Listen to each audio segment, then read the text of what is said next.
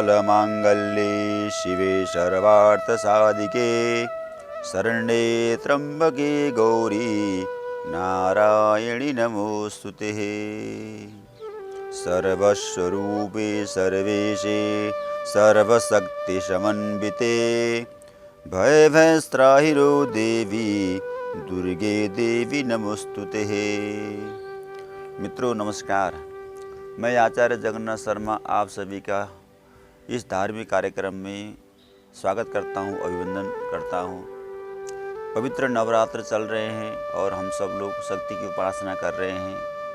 शक्ति से ही सारा संसार संचालित है और शक्ति की उपासना से ही सारी मनोकामनाएं पूर्ण होती हैं। हमारे जीवन में शक्ति का बड़ा महत्व है। शक्ति बिना तो कुछ नहीं कर सकते, इसलिए शक्ति की उपासना करते रहते हैं।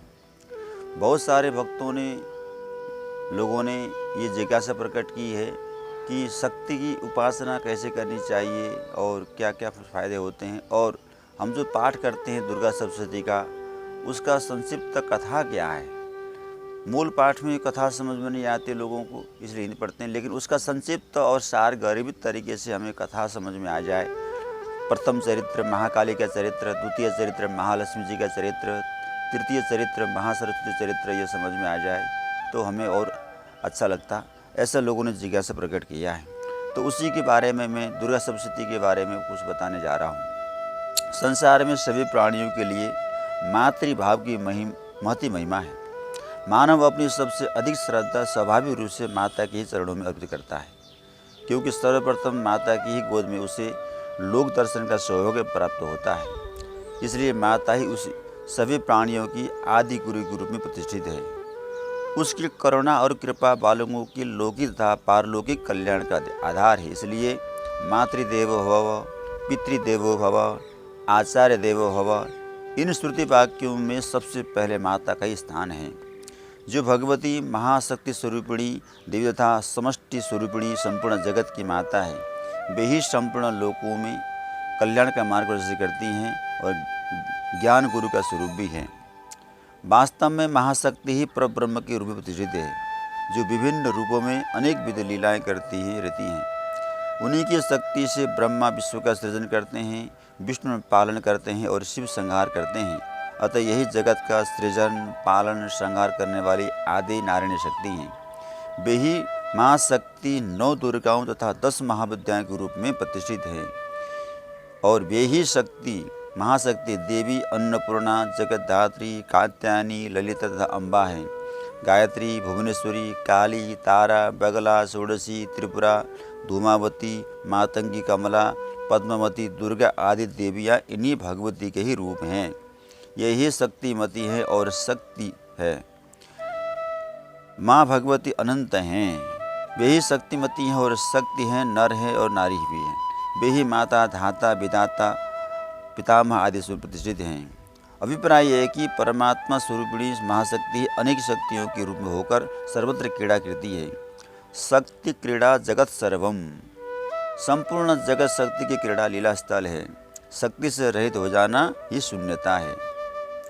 शक्तिहीन मनुष्य का कहीं भी आदर नहीं किया जाता। ध्रुव तथा प्रहलाद भक्ति शक्ति के कारण भी पूजित है। गोपिकाएं प्रेम शक्ति के कारण ही जगत में पूजनीय हुई। हनुमान तथा भीष्म जी ब्रह्मचर्य शक्ति की, और वाल्मीकि तथा व्यास की कवित्व शक्ति तथा भीष्म और अर्जुन की पराशक्ति, हरिश्चंद्र तथा युधिष्ठिर की सत्य शक्ति, महाराज शिवाजी तथा महाराणा प्रताप की वीर शक्ति, इन महात्माओं के प्रति श्रद्धा सार्ध अमृत करते हैं। सभी जगत शक्ति की प्रधानता है, इसलिए प्रकरण कहा जा सकता है कि संपूर्ण विश्व महाशक्ति का ही विलास है। श्रीमद् देवी भागवत में भगवती स्वयं उद्घोष करती हैं, सर्वं खलविदमेवाहं नान्यदस्ति सनातनम, अर्थात समस्त जगत में ही हूँ और मेरे अतिरिक्त कुछ भी सनातन सत्य नहीं है। वास्तव में महाशक्ति का ही सब खेल है। महाशक्ति की उपासना श्रीमद् देवी भागवत में विस्तार से बताया गया है, और हम लोग जो घरों में पाठ करते हैं दुर्गा सप्तशती का, वो मार्कंडेय पुराण के अंतर्गत है।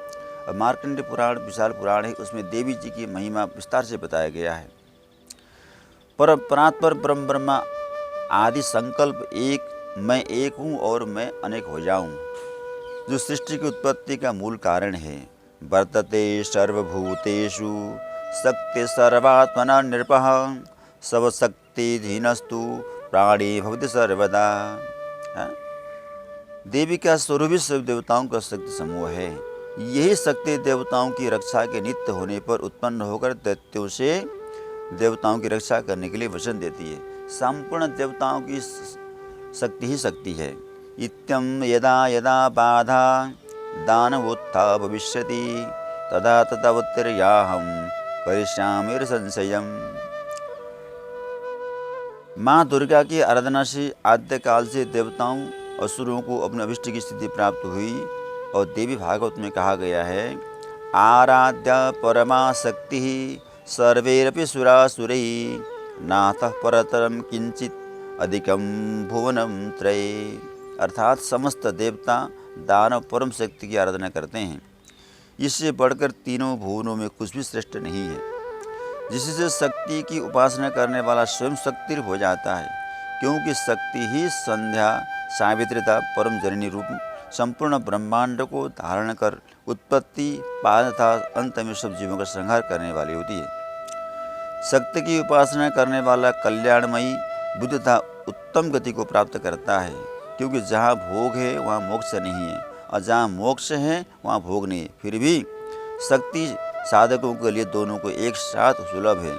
अर्थात शक्ति साधक विभिन्न भोगों को भोगता हुआ परम मोक्ष प्राप्त हो जाता है।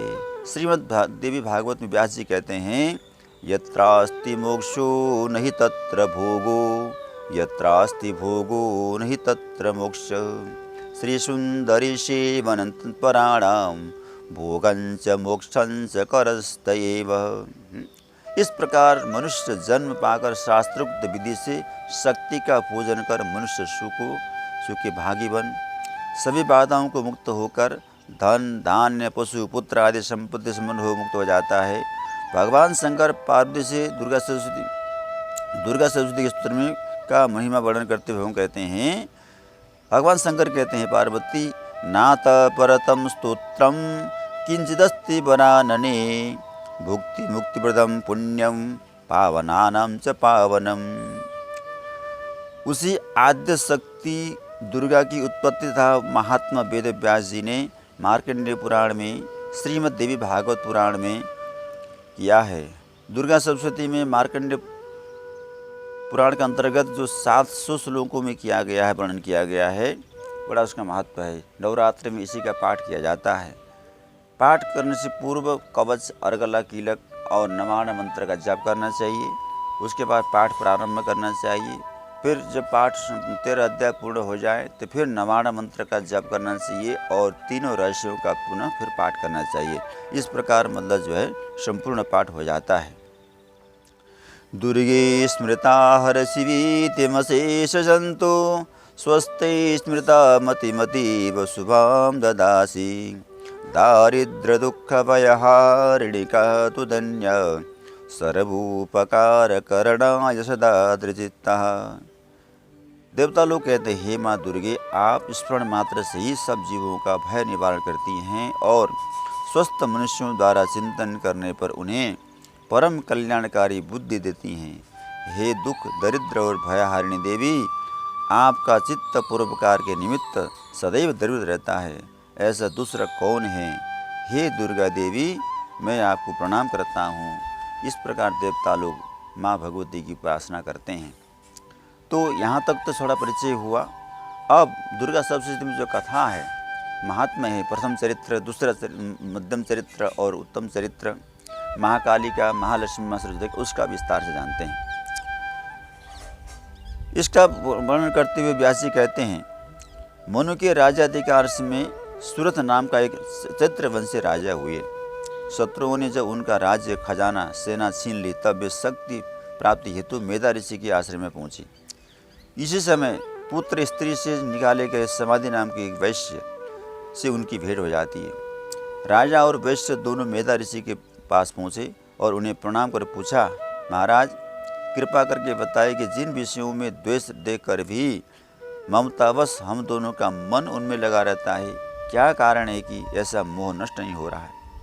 तो मेधा ऋषि ने कहा राजन महामाया ज्ञानियों के चित्त को बलात् खींचकर मोहग्रस्त बना देती है। ज्ञानी नाम विषेतांसी देवी भगवती ही सा बलादाकृष्य मोहाय महामाया प्रस्यति।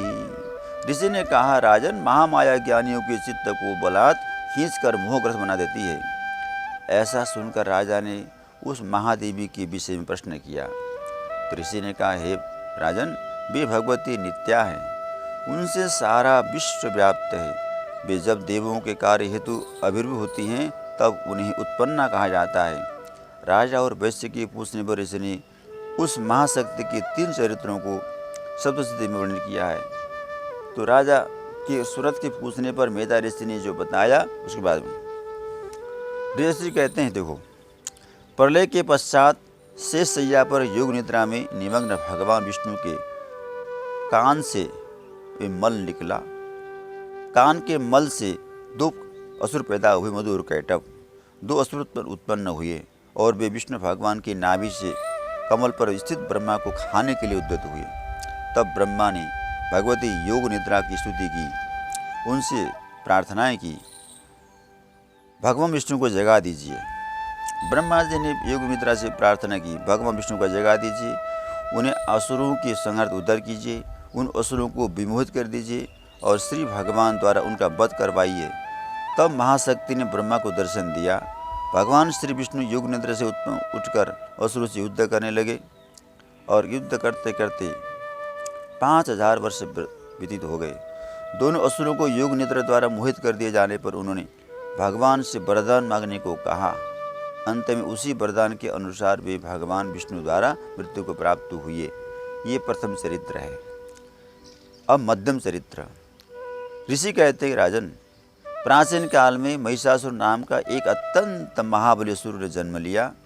उसने अपने पराक्रम से इंद्र, सूर्य, चंद्र, यम, अग्नि, वरुण, वायु आदि देवताओं को पराजित कर स्वयं इंद्र बन गया तथा अन्य देवताओं को उसने स्वर्ग से निकाल दिया। स्वर्ग से पंचित देवताओं ने ब्रह्मा के साथ भगवान विष्णु और शिव जी के पास पहुंचकर अपनी व्यथा सुनाई। देवताओं की करुण व्यथा को सुनकर भगवान विष्णु के मुख से एक तेज प्रकट हुआ। तत्पश्चात ब्रह्मा, सूर्य, चंद्र आदि देवों के शरीर से भी तेज निकला और वे तेज एकत्रित होकर एक दिव्य देवी के रूप में परिणित हो गया। ब्रह्मा, विष्णु, शिव तथा अन्य प्रमुख देवताओं ने उस दिव्य देवी को अपने अपने अस्त्र शस्त्र प्रदान किए। उस समय देवी अट्टहास करने लगी, जिससे त्रैलोक्य कांपने लगा। इस शब्द को सुनकर असुरराज अपने असुरों को साथ लेकर शब्द की ओर दौड़ पड़ा। असुर ने जब देवी को देखा तो वह युद्ध करने लगा और देवी और उसके वाहन सिंह द्वारा करोड़ों असुरों का नाश हुआ। देवी के हाथों असुर के प्रमुख सेनानी चिक्षुर, चामर, उद्रग्र, कराल, वाष्कल, ताम्र, अंधक, असिलोमा, उग्र, उग्रवीर्य, महानुम, बिडाल, महासुर आदि मृत्यु को प्राप्त हुए।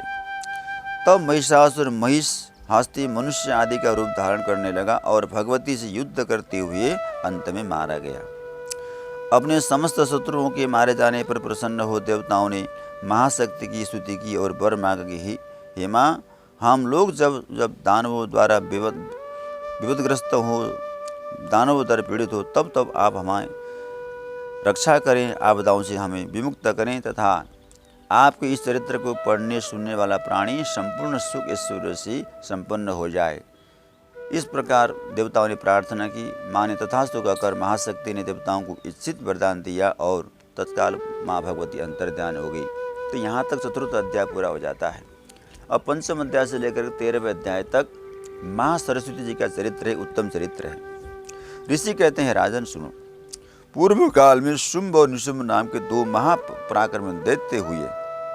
उन्होंने इंद्र का राज्य और यज्ञ का भाग तक छीन लिया।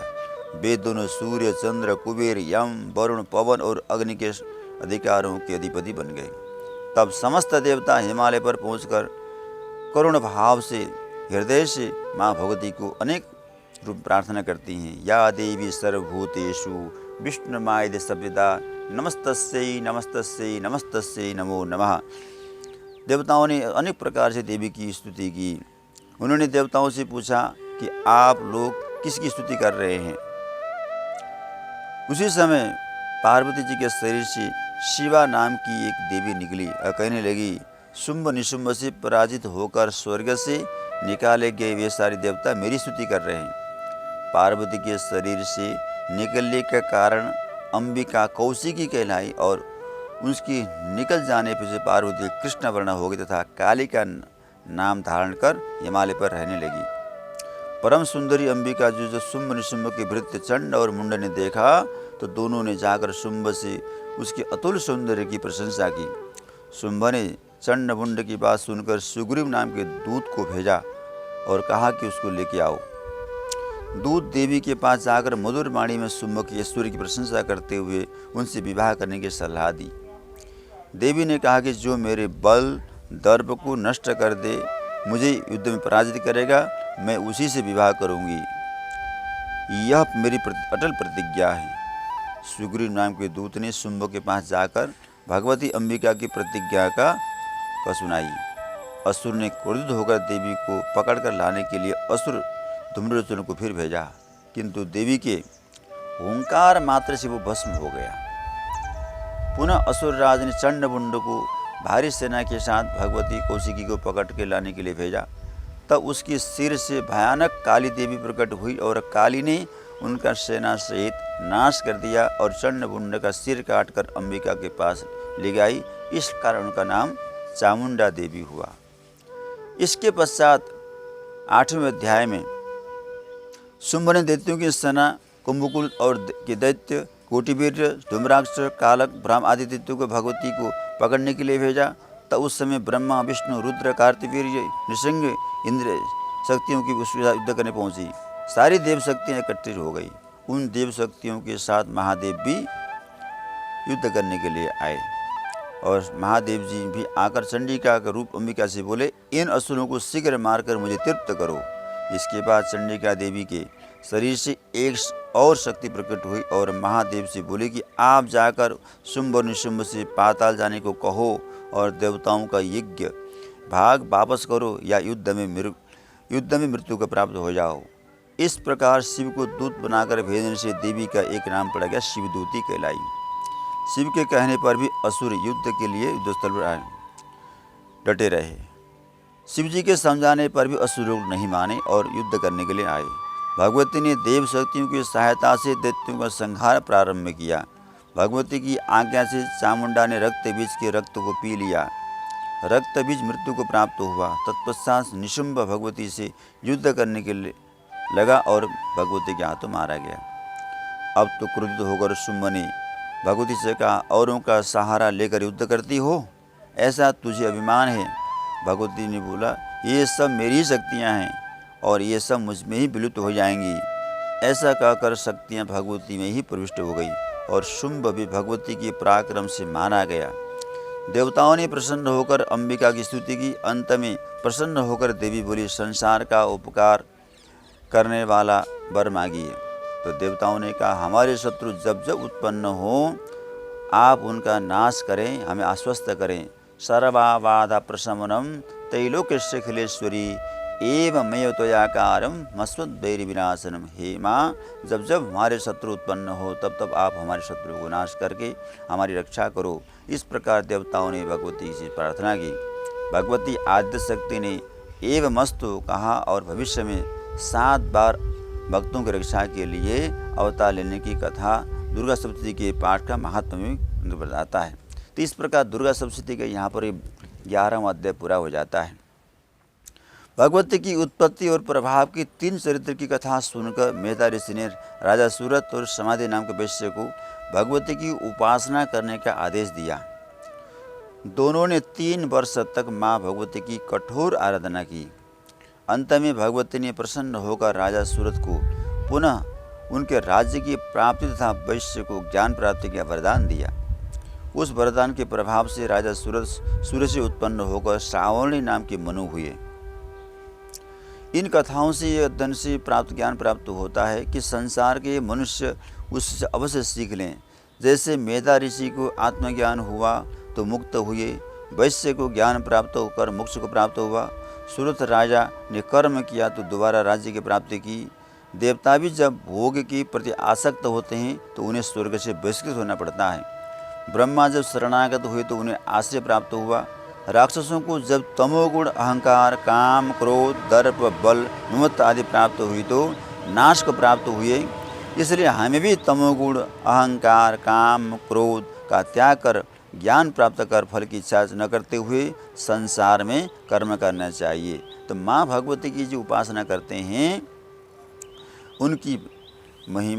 उनकी मनोकामना अवश्य पूरी होती है। नवरात्र 4 होते हैं, देखिए। चैत्रश्विनी तथा साढ़े माघे कार्यो महोत्सवः नवरात्रि महाराज पूजा कार्य विशेषतः आश्विनी मधुमासे व तपोमासेषु यथा चतुर्षु नवरात्रिषु विशेषात् फलदायकम्। अर्थात नवरात्र का पर्व प्रतिवर्ष 4 बार आता है, चैत्र, आश्विन, आषाढ़ और माघ मास में। इन महीनों में शुक्ल प्रतिपदा से नवमी तक, आश्विन मास में विजयदशमी तक नवरात्र पाठ करने से संपूर्ण फलों की प्राप्ति होती है। नवरात्र में अष्टमी या नवमी को हवन करना शुभ होता है तथा सतचंडी, सहस्त्रचंडी सर्वथा की जा सकती है। इसके लिए उत्तरायण और दक्षिणायन, गुरु शुक्र के अस्त्र का विचार का भी आवश्यकता नहीं है। नवरात्र दुर्गा माता के 9 विद्या होने के कारण 9 दिन में ही पूर्ण करने का विधान है। अतः वर्ष में 4 बार नवरात्र तथा सतचंडी, सहस्त्रचंडी चंडी पाठ करने की भी अपनी सुविधा के अनुसार किया जा सकता है। अमायुक्तो न कर्तव्य प्रजगाचने, लेकिन कभी कभी तिथि छाया होने के कारण अमावस्या में भी प्रतिपदा लग जाता है तो उसको त्याग करने का विधान इसमें बताया गया है। तो ये है नवरात्र, मतलब दुर्गा सप्तशती के अनुसार कथा का संक्षिप्त सारांश बताया गया। पाठ के अंत में जब अध्याय पूरा होता है तो इति वध समाप्त अध्याय ये बोलना नहीं चाहिए। क्या कहना चाहिए? श्री मार्कंडेय पुराणे श्रावण के मनवंतर देवी महात्म्य प्रथमः, ऐसा बोलना चाहिए। अध्यायः, समाप्तः, वध, इन शब्दों का उच्चारण नहीं करना चाहिए, नहीं तो करने वाले को अनिष्ट होता है। दुर्गा पाठ के अंत में, अध्याय के अंत में इति कहने से धननाश, वध कहने से कुल का नाश तथा अध्याय कहने से वाचक का नाश होता है। अतः अध्याय के अंत में जय जय मार्कंडेय पुराणे श्रावणी के मनवंतरे देवी महात्म्ये सत्या संतु जगद कामाः जगदम्बार्पणमस्तु, ऐसा कहकर जल छोड़ना चाहिए। दूसरा, दुर्गा सप्तशती के पाठ करते समय अध्याय के मध्य में पाठ का विराम नहीं करना चाहिए। एक बार फिर सुन लें, दुर्गा सप्तशती के पाठ करते समय अध्याय के मध्य में पाठ का विराम नहीं करना चाहिए। यदि किसी कारणवश विराम हो जाए तो फिर से अध्याय को प्रारंभ करना चाहिए। पाठ करते हुए पुस्तक को किसी आधार पर रख कर के पाठ को प्रारंभ करना चाहिए। हाथ में लेकर के पाठ नहीं करना चाहिए, क्योंकि अज्ञानवश पुस्तक हाथ में लेकर पाठ करने से पाठ के आधे फल को ही प्राप्त होता है। और पाठ मौन होकर के भी नहीं करना चाहिए। पाठ हमेशा बोल करके वाणी से करना चाहिए। वाणी से पाठ करने का फल होता है। अज्ञानस्थापिते पाठे हस्ते अर्धफलम ध्रुवम न मानसे पठे स्तोत्रम वाचिकम तो प्रशस्यते।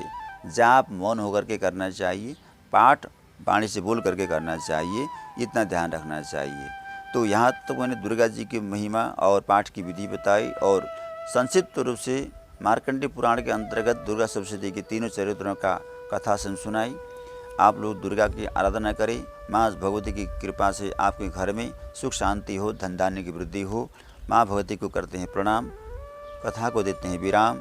ओम नमः चंडिकायै, ओम नमः चंडिकायै नमः।